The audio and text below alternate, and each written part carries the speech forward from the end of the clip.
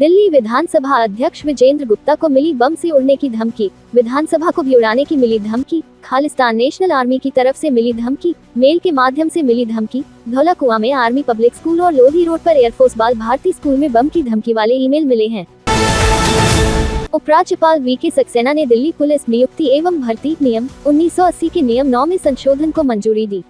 इस संशोधन के तहत अब दिल्ली पुलिस में पुरुष कांस्टेबल के पद पर भर्ती में पूर्व अग्निवीरों को 20% आरक्षण दिया जाएगा।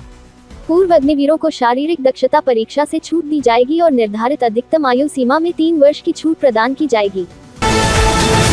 केंद्र सरकार की राहवीर योजना को राजधानी में लागू होगी।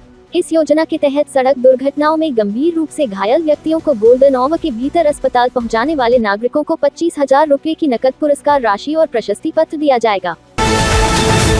एमसीडी की स्थायी समिति की बैठक में सोमवार को वित्तीय वर्ष 2026-27 के बजट में घोषित योजनाओं के प्रभावी और समयबद्ध क्रियान्वयन को सर्वोच्च प्राथमिकता देने का निर्णय लिया। समिति अध्यक्ष सत्या शर्मा की अध्यक्षता में आयोजित बैठक में स्पष्ट निर्देश दिए गए कि बजट में की गई घोषणाओं का लाभ निर्धारित समय सीमा के भीतर नागरिकों तक पहुंचना चाहिए और इसमें किसी भी प्रकार की देरी नहीं की जाए। दक्षिण पश्चिम दिल्ली के बिजवासन गांव निवासी अवन राणा ने पंजाब एवं हरियाणा उच्च न्यायालय की अतिरिक्त जिला एवं सत्र न्यायाधीश परीक्षा में द्वितीय रैंक प्राप्त किया। उनकी इस सफलता पर गांव पंचायत ने उन्हें बिजवासन गौरव सम्मान से सम्मानित किया। समारोह में पूर्व उप महापौर प्रवीण राणा सहित ग्रामवासियों ने फूलमाला, पगड़ी और ताम्रपत्र देकर सम्मानित किया। प्रदेश कांग्रेस के अध्यक्ष देवेंद्र यादव ने दिल्ली सरकार पर मेट्रो कॉरिडोर और स्टेशनों के नाम बदलने की निंदा की है। उन्होंने आरोप लगाया कि पिछले 24 वर्षों से मेट्रो प्राधिकरण के पास रही नाम निर्धारण की शक्तियों को तानाशाही तरीके से छीनकर दिल्ली की भाजपा सरकार ने अपने अधीन कर लिया है, जिससे मेट्रो की स्वायत्तता खत्म करने की तैयारी की जा रही है। डीयू में अगले माह होगा प्लेसमेंट और इंटर्नशिप मेला। 20 से अधिक कंपनियां कैंपस पहुंचेंगी। 5 से 7 लाख रुपए तक के मिलेंगे जॉब ऑफर। इंटर्नशिप के ऑफर हजारों रुपए में होंगे। सीबीएसई के सर्टिफिकेट में सुधार करवाना हुआ महंगा। अब छात्रों को 1000 रुपए की जगह 5000 रुपए का करना होगा भुगतान। इसी साल से यह व्यवस्था लागू होगी।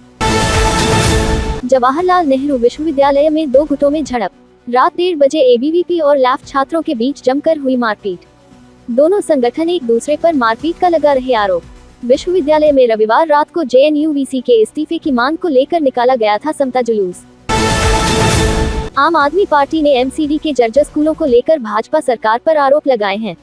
पार्टी के एमसीडी सह प्रभारी प्रवीण कुमार ने कहा कि एक युग में जब देश तकनीकी प्रगति की बात कर रहा है, तब एमसीडी के खंडहरनुमा स्कूलों में पढ़ रहे बच्चे दुनिया से कैसे मुकाबला करेंगे।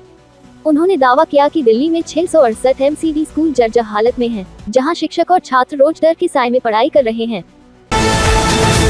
दिल्ली जल बोर्ड द्वारका जल शोधन संयंत्र पर नई बिछाई गई 1500 मिलीमीटर व्यास की ड्यूल फीडर वाटर लाइन को मौजूदा 1500 millimetre dual feeder water main से जोड़ेगा। इस कारण इस संयंत्र से जुड़े क्षेत्रों में 48 घंटे तक जल आपूर्ति बाधित रहेगी। ये कार्य 25 फरवरी 2026 को प्रातः 11 बजे से शुरू होकर 27 फरवरी 2026 को प्रातः 11 बजे तक चलेगा। लिहाजा बड़ी संख्या में कॉलोनियों और गांवों के निवासियों को पेयजल संकट का सामना करना पड़ सकता है। बसंत ऋतु में राजधानी विभिन्न प्रकार के फूलों के अलावा 5 लाख से अधिक ट्यूलिप से भी सज गई है। इस कड़ी में एनडीएमसी ने चाणक्यपुरी स्थित शांति पथ पर ट्यूलिप उत्सव शुरू किया। इस दौरान ट्यूलिप वॉक हुई। यहाँ लाल, पीले, सफेद, गुलाबी, बैंगनी, नारंगी और द्विरंगी ट्यूलिप की आकर्षक छटा बिखेर रहे हैं। एआई सम्मेलन में प्रदर्शन मामला। दिल्ली पुलिस ने दिल्ली में युवक कांग्रेस के अध्यक्ष को गिरफ्तार किया और युवा कांग्रेस के कार्यकर्ता को ग्वालियर से गिरफ्तार किया। इसके अलावा दिल्ली पुलिस ने एआई समिट के दौरान यूथ कांग्रेस के प्रदर्शन मामले की जांच के लिए एसआईटी का गठन किया है।